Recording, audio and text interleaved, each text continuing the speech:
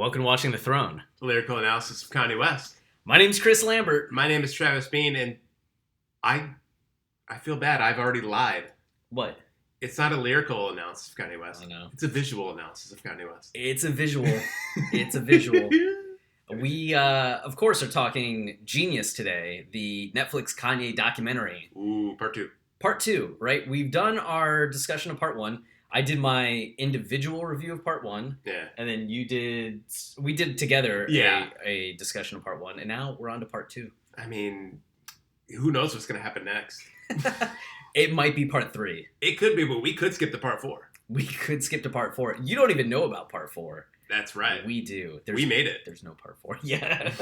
We made part four. It's a very indulgent Kanye documentary in that it's about us. Yeah. It's about us trying to get an interview with Kanye. It's all this just a Miami trip. Yeah. Which if you're a longtime listener, you understand the context. If you're not, hey. Yeah, what a glimpse back in time. We were invited to Miami to interview with Kanye, and then it probably didn't happen. I don't know. The trip's not over yet. No, we are a few hours away from the Donda 2 concert, but here we are in our hotel room making content, because that's the name of the game, right? Yep, sponsored by Starbucks Nitro Cold Brew. It's not, but Starbucks, if you want to. If you want to throw us, a few bones just for like the show in this can. Yeah. I mean, we won't say right now whether it was good or not, but if you pay us... I gotta be honest, this isn't gonna help me get a sponsorship deal, but I don't like Starbucks that much. But this tastes pretty good. Ringing endorsement. See, this is the kind of 70 calories. How much sugar? 11 grams of sugar? That ain't nothing. I mean... That ain't nothing. I'll take that all day. Okay, so Jeen-Yuhs Part 2. It's the sequel to Part 1. Yep, and the prequel to Part 3. And the prequel to Part 3. And it's like the Star Wars prequel in a way. Because it came second, and it was a prequel to one of the parts. You understand it in a way that no professional critic has. This is the Clone Wars of Kanye's career. Don't put it that way. I didn't even go Phantom Menace. I just went Clone Wars. Don't put it that way. How do you feel? Do you like any of the prequels? I'm like neutral to positive on Phantom Menace. I like Phantom Menace. Yeah, I think at the time it was disappointing. Yeah. But I think over the years as I've adjusted, I like Phantom Menace. Clone Wars, I haven't watched in over a decade. That's true. I haven't seen it. I remember liking it decently enough. I didn't think it was great, but that it had some action sequences that I liked and it was okay. I still hate Revenge of the Sith. Yeah, I didn't dig it. I think all the plot choices are absolutely horrible, that like the filmmaking's horrible, but everybody loves it because it's like... Nah, whatever. We don't need to record on that thing. Oh, is it not recording? Yeah, it's okay. We're just going to We'll use this recording. Okay. I just think it's bad plot decisions. But people love it because it's the climactic part of the story, right? So when you have like Obi-Wan and Anakin facing down... That part's pretty badass. I think every choice they make throughout that fight is stupid. But really? Everybody's like, it's the fight. It's awesome. I enjoyed it. But again, haven't seen it in... I'm getting old. How long has it been since the movie came out? Because that was the last time I saw it. I think it came out like 2005, 6, 7, something like that. God, okay, let's stop talking about it. Anyway, Jeen-Yuhs Part 2. Let's talk about actually... like a great cinema. Yeah, good movies. So Jeen-Yuhs Part 1 is this amazing look at Ye from his rise in Chicago to moving out to New York. And you have Cootie, who's documenting everything, wanting to make his version of Hoop Dreams. Yeah. And thinking like Kanye has something special. Especially when H to the Izzo was the first song that Ye played for Cootie. And at that time, it wasn't H to the Izzo. It was just this beat that Ye had. And Cootie's driving around Chicago one day and hears the song and is like, oh, yeah, you know That's what? What he knew. Yeah, I'm going to go record this guy. So you get a lot of early 2002, right? Heading into October of 2002, where Ye gets signed to Rockefeller. So it's really like Ye trying to get signed, making beats. You get this history all through Cootie's lens, right? And it's such an underdog story. It's very endearing. It's very watchable. Like the thing I keep saying whenever I talk about this is like infinitely rewatchable. And part 2 just picks up right where part one left off in terms of being this underdog story that is just so you root for Ye. There's like an innocence, there's a beauty, there's a wonder to this story to where it's just very engaging and entertaining, especially because we know where it goes, right? Like Right. we know the success of the college dropouts. And yet we're seeing all these people figuring it out for the first time, which is really fun because you're just like, are you going to get it? Yeah. Are you going to get it? And when Pharrell, Oh my god. I mean, that's my favorite scene in all of part two. This whole movie is just people reacting. that was my big takeaway from the movie is like you watch part one and Kanye's going into all these offices and rapping for people. Yeah. And doing All Falls Down. And look, we talked about it in the first episode. Like, I totally get, like, some dude wanders into your office, starts rapping at you. Like, maybe you're not into it. Like, maybe you're kind of like, what is this guy doing? But at the same time, All Falls Down, like, nothing possibly sounded like All Falls Down back in 2002. He was doing that. Mm-hmm. Oh my god, like, incredible. And you have that feeling when you're watching it, and you're like, how are they not having this reaction?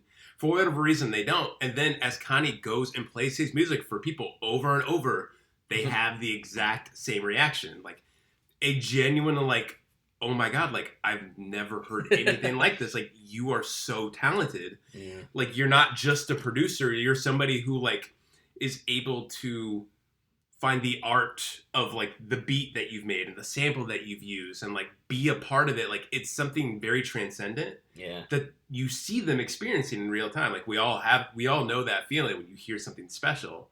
And to see people it happening to them in real time, live, like, that Pharrell scene, it's just so overwhelmingly beautiful to watch. And the fact that, like, people talked in part one about and we talked about it in our part one discussion, how long the Donda scene lasts, to where it's not just this, like, quick moment of Ye seeing Donda and you hear her give, like, a couple lines of, like, advice, yeah, to where, like, you're just like, okay, that was Donda.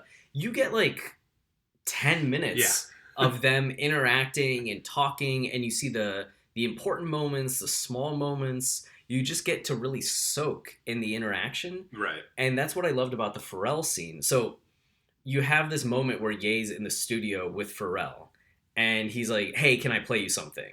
And what does he play him? He plays, I have it written down. It's not Through the Wire.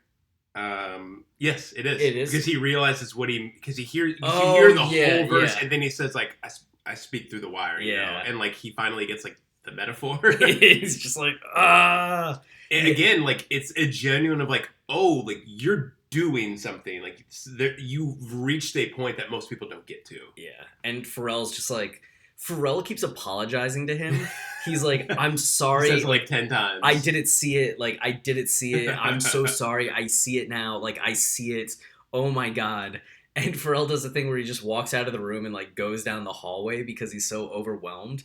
It's such a pure moment. It made me, like, kind of cry a little. It's making me tear up a little now. Just because Pharrell is so young. And, like, at this point, Pharrell's, like, a legend, right? Yeah, Neptunes. Like, but even... Clips, sorry. Yeah. Like, at this point, like, in modern day, we just think of Pharrell as, like, he's been doing it for 20 years, over 20 years. Like, he's a legend. But back then, Pharrell's, like, what was he? Like, in his 20s, he's, like, this young kid who's giving such, like, sage... He's just so cool. Yeah. Like, you're just like, oh, Pharrell's awesome. And what he's saying to Ye is so genuine, so heartfelt. And it's a thing that Ye didn't get all through part one. Yes. Like, you never get this, like, genuine, I believe in you. You're doing something special from a peer. Like, you get people that are like, he's a great producer, like, he's next up. But it feels like they're just kind of saying things to say it because the camera's there. They want to be in his good graces. But when Pharrell's saying that shit, like, Pharrell is speaking from the heart. God, it's so cool. It's one of the beautiful parts of the movie is, we'll talk more about this in part 3, how Cootie is kind of like a central character in the movie, you realize. And he, in a way, represents people Kanye grew up with, like people from Chicago, and that's what you hear like in part one. Like people in Chicago get it; they hear what Kanye's doing. They're like, oh, like here's a guy like from our neighborhood doing something incredible, like someone who can make it big. Somebody can go to New York or LA or whatever and like be gigantic. It's not easy to transport that attitude to either New York or the West Coast. Like for people to have that same attitude about you, and he has to slowly cultivate that kind of thing. It's it's just incredible to like one by one he's knocking down the dominoes. Like you got Pharrell, you got Dre Davis, you got Jamie Foxx. Jamie Foxx, who's just like, you know, the whole story of Jamie Foxx. They didn't talk about it in the documentary at all. But I think he talked about it on a late night show or something. Like whenever a musician came over to Jamie Foxx's house for a party, he would say like, we have to go to my studio and do a song. Like it's kind of a rule of mine. And it's usually probably just like a fuck around. Like, let's go record a song. Let's test some stuff out. Kanye goes down there and plays slow jams. Like slow jams ain't your typical shit. Like that is some immaculate transcendent stuff. Like you're like, oh, like Marvin Gaye, some Louis, like it flows so well. And you see Jamie Foxx getting into it, and he's like, all right. He's like, you watch his face like the whole time. It's just kind of like he's like listening to Kanye's like, okay, like that's interesting. And then he's like, and then Kanye's like explaining the song. And he's like, all right, yeah, like this is cool. And then he gets into the booth and he's like into it and he's like ad-libbing, and it just like it naturally becomes something so beautiful and profound. And then it becomes slow jams. You witness history. Like you just witness him like getting the instructions and being like, I get it. And then laying down what became the intro to slow. It's insane. Nobody talking about how they feel and how they just, like, again, Kanye just so naturally had it. And that's the difference you see. As opposed to, like, someone who has talent, who can do this or that for you. Like, Kanye is just somebody who, like, he exudes confidence, talent, like, so ready to work, so ready to collaborate. Like, that kind of energy, like, when you're around people like that, like, you feel it. Like, when you're an artist and you also want to create and do great stuff, like, it just, like, it empowers you to do that kind of stuff. Like you watch that happen. It's so rare to capture that on camera. Yeah. And you know, jumping back a little bit, the structure of part 2, which maybe you're watching this and you've already seen it, maybe you're getting this as like a preview, a hype video or podcast. Yeah. But you start off with Ye's accident, right? Well, essentially you start off with he got signed to Rockefeller at the end of part 1. And you're like, oh, this is the big break. And you realize, no, it's not. Despite being signed, he's still not getting the album made, right? They're not letting him make The College Dropout. He has no marketing budget. He has no recording budget. So he's in purgatory a little bit. And he's having to go make beats for other artists. And they talk about this, how he's just like making all of these beats for other artists so he can afford his stuff because he's still not getting money from Rockefeller in the way that an artist signed to Rockefeller gets money. And then the car crash happens. And there's not the direct statement that Rockefeller caused. Like, I don't want to go that way, but you get the idea that because he wasn't getting the budget that an artist would get, he was working extra hard, extra long hours, and really having to burn the candle at both ends. And he was actually at the studio. You see somebody, like, Def Jam sends him out, or Rockefeller sends him out to Los Angeles to record for somebody else's album as a producer. And that's when the car crash happens, which is kind of wild. It's like, it's out of a movie, that kind of like this kind of things that happens in a plot that doesn't feel believable. Like, it's just like, oh, you just happen to be, like, called out to, like, be forced to do somebody else's album and not be able to work on yours, and like this accident happens, like this thing that pushes you even further away when you're already being pushed further away. Yeah. Which, he's Kanye West. Like nothing, no obstacle is too great for Kanye. Like those two obstacles piled on top of each other, like he jumped right over it and still did it. So the part 2 doesn't focus so much on the car crash. Like I thought they might spend a little bit more time in terms of like how life-threatening it was, like the hospitalization, the concern that people had. But you kind of go from like the crash to Kanye not being in a good condition to him being out of the hospital. Like, it's kind of quick. Because Cootie wasn't around in Los Angeles at that time. He flew out in the aftermath. But you kind of pick up with Ye a few weeks removed from the accident and trying to figure out everything with his mouth and the surgery and jaw and all of that. It was kind of amazing to me how casual everything was, because when I think back to that time, I think back to like, he's in the hospital, he's broken, like he's a broken person. Will he recover? And it's kind of just like back to the same old stuff, but he has this jaw issue now. Like, there's something very plain about it. Yeah. Mundane about him dealing with the aftermath of the accident. I almost feel like it was more of a poetic choice, though, because they, instead of like steeping in the accident, which is more of like a movie-like thing to do, like steep in the drama and the pain of something, like they do kind of just cut forward to him like, this doesn't stop Kanye. All he's worried about is like, when can I get this shit out of my face, because I need to be like on camera and like look good. Yeah. To, I think they deal with it more through the Wire video. That becomes kind of a central element of the movie. Yeah. It's like they're working on it. They have these ideas for it. They have no budget for it. Kanye's paying for it for himself. And throughout the movie, you like get these little snippets of like they're working on the Through the Wire video. Like they've done this with it so far. And it's taking a while because like Chike, like, you know, they're doing this all on a computer in Chike's studio. It's not like this is a big budget operation. Yeah. And it's all this slow build to towards the end, Kanye premieres the video and finally wins Dame Dash over because the video blows up. Because like you witness somebody who like had no help and against all odds made this video about something that should have ended his career and instead launched his career. Like it's the most Kanye possible thing that could have happened. And that's when Dame Dash was like, oh, shit, like you're for real, like people believe in you, let's do this. Yeah. I mean, you have these contrasting scenes, which is also a really nice choice, where at one point Ye goes to Dame's house and I forget who the woman rapping is, but she's like younger, right? Yeah. Where I think they call her like, I didn't recognize her. I didn't remember the name, but it's just like a younger female rapper. And they're in Dame's place, and she raps, and everybody in the room is just, like, listening. And Dame's like, all right, that was cool, good job, like, gives her praise. And you realize this is, like, a hurdle. This is something that, like, artists have to do to get Dame to sign them or give them a budget. Yeah. It's, like, the behind-the-scenes American Idol of the industry and, like, making your career. And Ye's there. Yeah. And he's like, yo, let me play something for you. And goes and puts in music.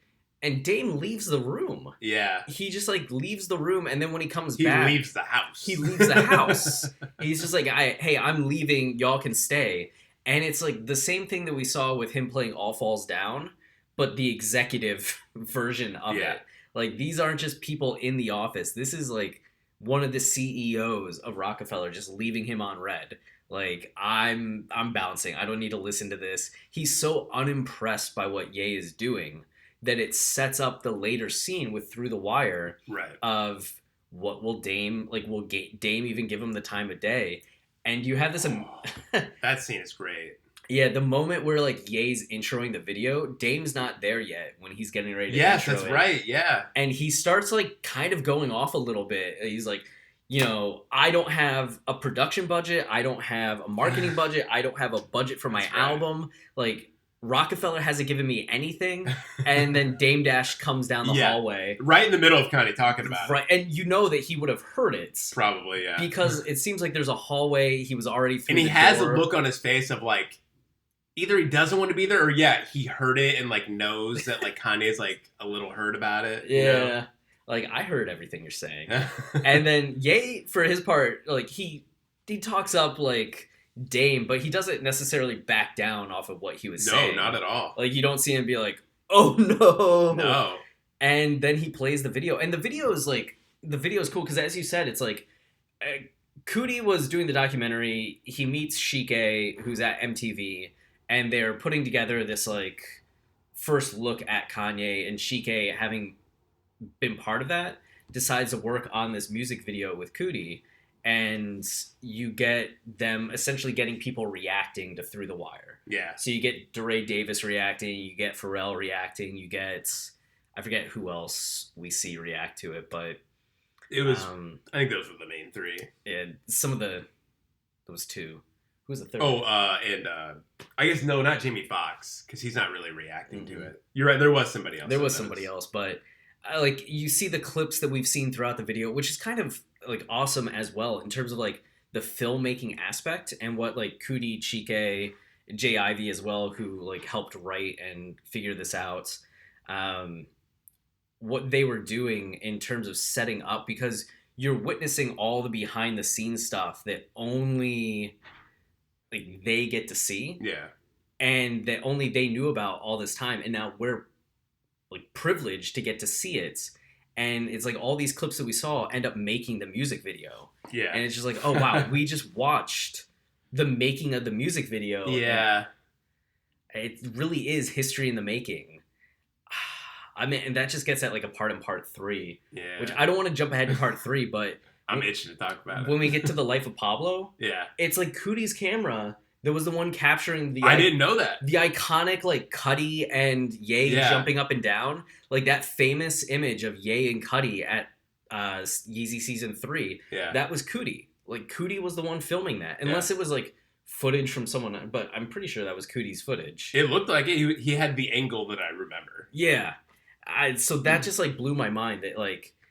And there are all these videos that I've seen over the years that ended up being footage from like Cootie's camera from part 1, part 2, and part 3, which is just amazing. Man, I don't even. It's just such an incredible. Like the whole story, like even bouncing off the Through the Wire thing, where like Kanye is slowly like making this video while he's doing all this other stuff. Like again, he's not getting studio time, and he's having to run off and like produce these songs for people. Whenever he has interactions with people in the hallway, like all they want to know is like, "Hey man, I need beats." Like that's all you get from him. Like they're not interested in him, like what he wants. He even shows up to the studio. There's a scene, I think it's a pointed scene they use in the movie where like he's producing a song for like a kid. You remember this? There's like a kid rapper in the studio, and like I don't even remember who this kid is, but like it's clear they're making a point of like, oh, Rockefeller believed in this like little kid more than they believed in Kanye. It's not Bow Wow. It's not. No, not Bow Wow. Bow Wow's in the movie. Yeah. They use him as a joke. Yeah. Or I think that's part 1. That's right? part 1. That's part 1. With him. Yeah. But they just like they keep piling on like how Kanye like has, and Kanye is just slowly again manifesting what he wants, willing it into existence because he just keeps. The only way he's able to make his album is by borrowing studio time from people. Yeah.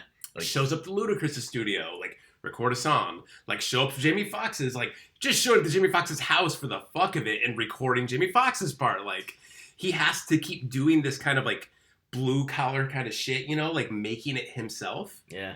I mean, what's more inspired? Like, and it's not like he just made like, it's not like he made nothing. He made The College Dropout. Like, it's one of the most important rap albums of all time. We witnessed one of the most important rap albums of all time being made in this blue collar way. Like, you could do anything. Yeah. After seeing something like that. Yeah. It's incredible. I mean, it lives up to the expectation of like Ye's underdog story, the myth and the legend of Ye's come up. You're just like, oh yeah, nobody exaggerated anything about the story. Like Last Call was not an exaggeration. They under-exaggerated. If anything, it was harder than what you thought it was for him.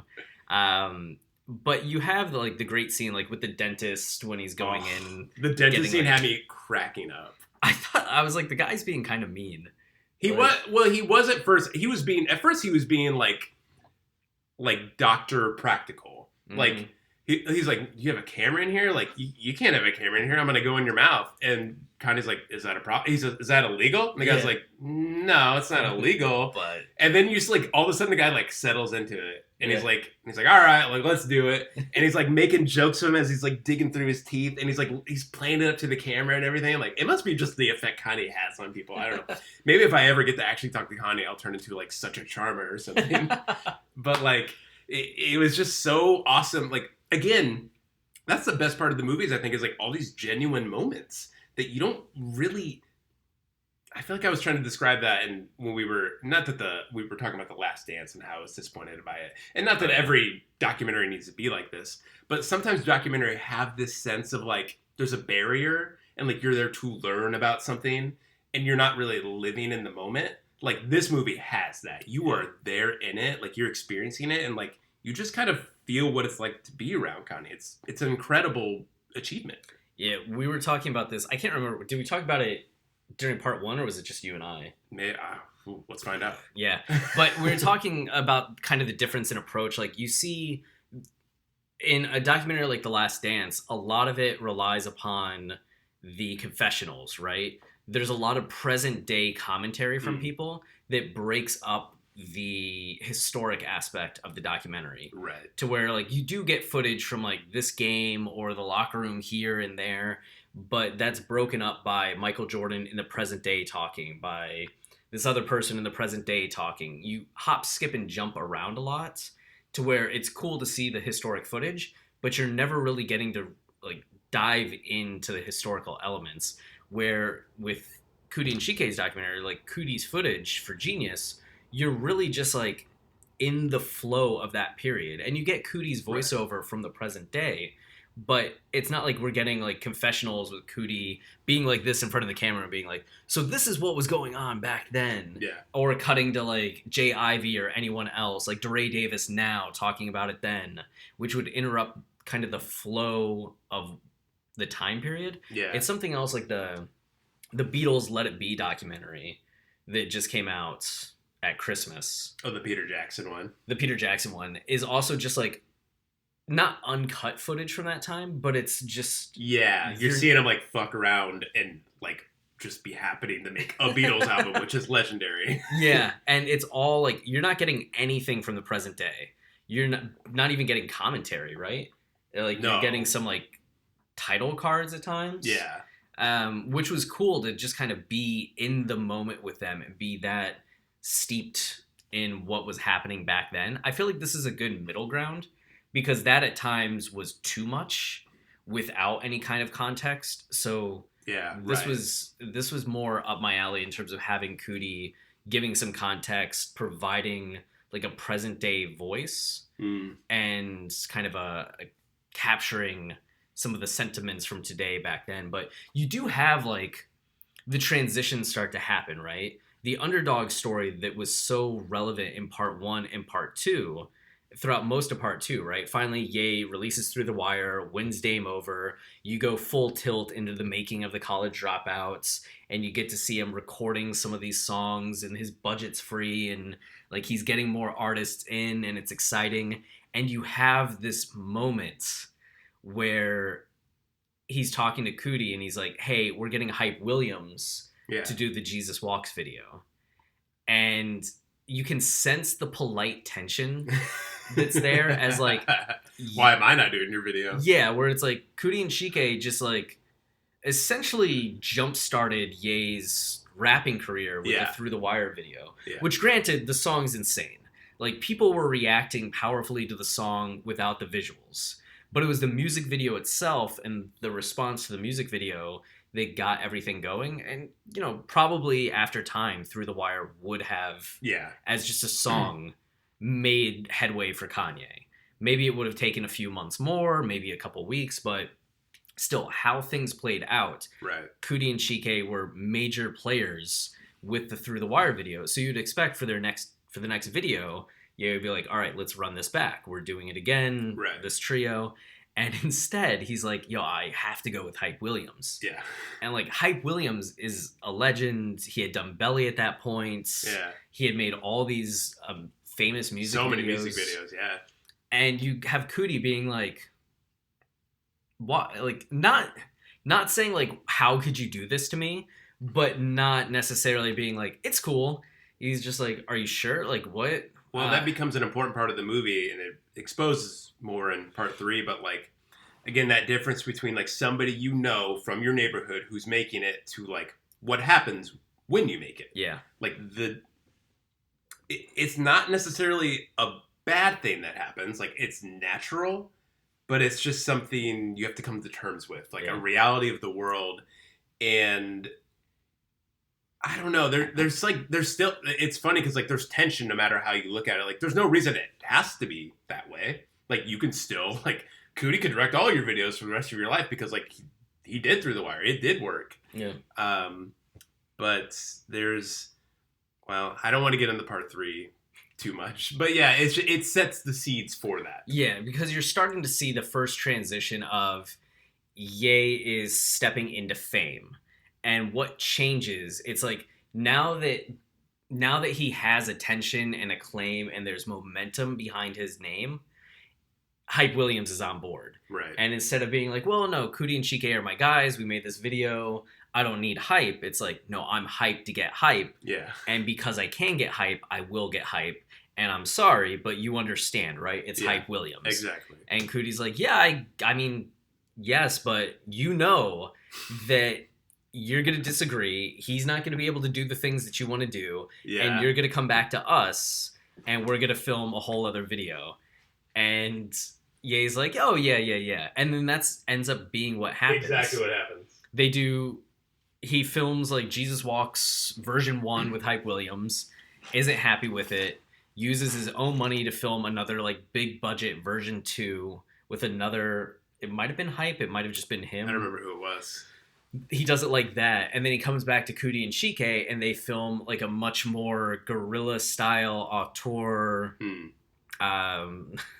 back in Chicago, where they have, like, just some random friend of theirs playing Jesus, and it's just like going about your day in Chicago and Jesus is with you, which is, like, strikingly different than the yes. other two. I mean, it's a Hype Williams video. Like, it's like the original one. Like, it's because the Cootie one's like so humbling and independent, and Hype Williams, like, it's Hype Williams. Like, he made Belly. It's like colorful and extra and everything. Flames. Yeah. There's flames.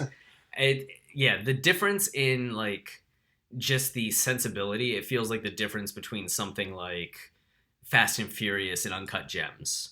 Like, okay, yeah, that's a good comparison. You just get that degree of just difference in tone, bombacity, but it's a little brutal to see that transition start to take place, and you can't help but think about Yates speaking on, like, Late Registration, Graduation, 808s, My Beautiful Dark Twisted Fantasy, as he starts to reflect upon the fact that as I get more famous, I get more disconnected.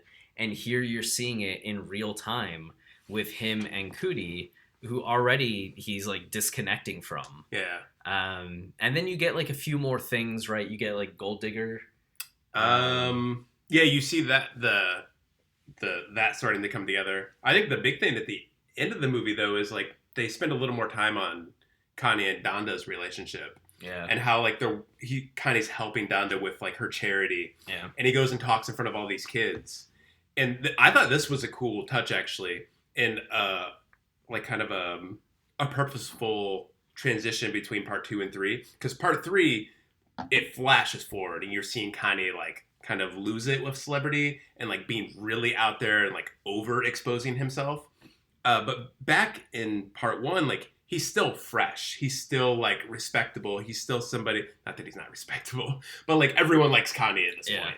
And he goes and talks in front of these kids. Like, it's important that Kanye's talking to these kids. And you get this one little soundbite from Kanye. And the things he says to inspire these kids, like, how can you be overconfident? that kind of statement from Kanye that today a lot of people roll their eyes at. Yeah. Back then was like, fuck yeah. Like, how can you be overconfident? Like, of course. Like, listen to this man. It was like, it's a nice little insight into, like, he wasn't overexposed yet. So, like, the things he said were meaningful and powerful and uplifting because, like, it wasn't, like, constant, you know? Yeah. And it wasn't like we were getting a lot of that kind of stuff back then. Like, Kanye was truly unique in that sense. So it was just so cool to see him then being like that and, like, so... God, you could just see people investing themselves in him. And then, as a result, you could see why they would feel burned out by him and, like, betrayed by him.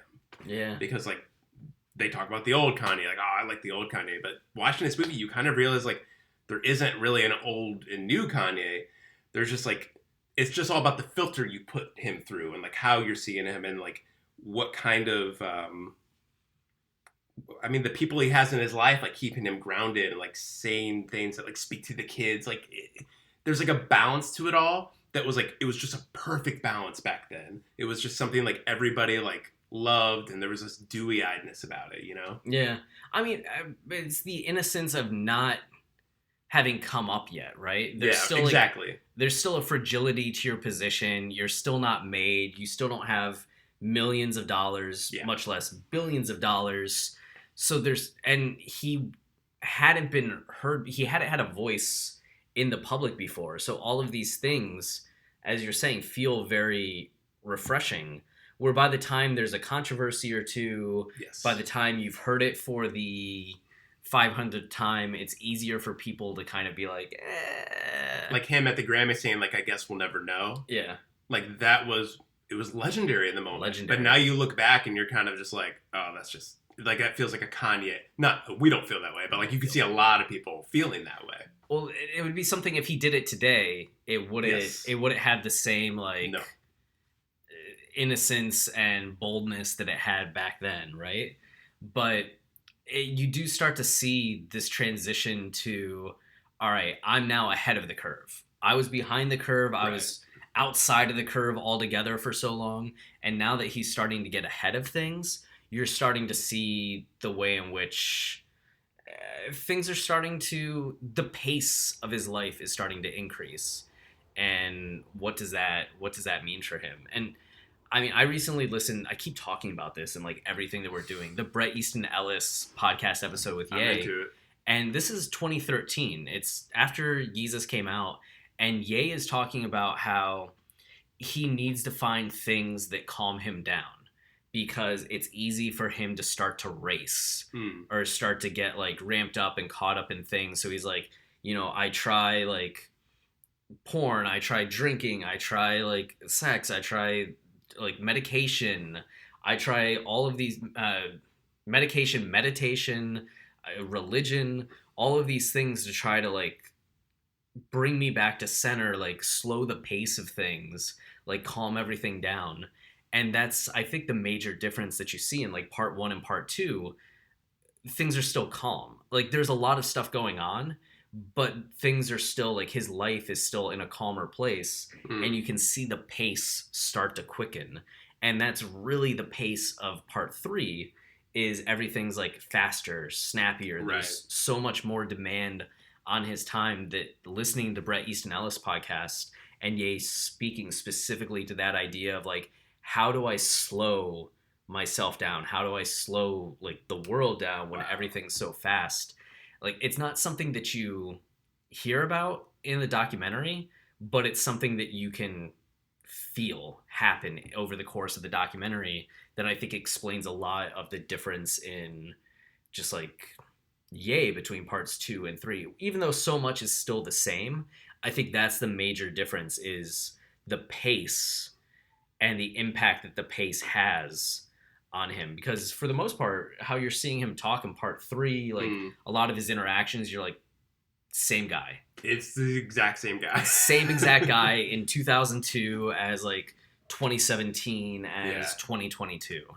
Like the difference that you see in the headlines is not as severe as the difference you see behind the scenes, but the pace of life is much larger. Yeah. It's God, you're making me realize like even more why part 3 is so good. It's so good. It really, I mean, I don't want to hype it up too much, but it really crystallizes the movie in a way like you kind of realize what the movie's doing. Like everything you just said like makes me realize it even more. Like the fact that it speeds up and like you kind of become lost in Kanye's life. It's just such a perfect representation of, I don't think this is spoiling things too much, that part 3 you kind of start to realize that you're not just watching a documentary about Kanye's life, you're watching Kanye's life from Cootie's perspective and from like our perspective. Yeah. We're like, yeah, Cootie saw this guy who like was young, like up and coming, like had drive. And then you can slowly see how like that can spiral in a way, especially when you don't have like your rock, your foundation, the stability, like you feel kind of lost, things are moving a million miles an hour. And suddenly like Kanye feels lost at the same time, like you feel lost following him. Like it's just all happening at once. Like, oh my gosh, like it's out of control. Like how could anybody handle this kind of thing? And it just like, you see this natural progression from like how slow and still part 1 and 2 are to like, once you take off, you take the fuck off.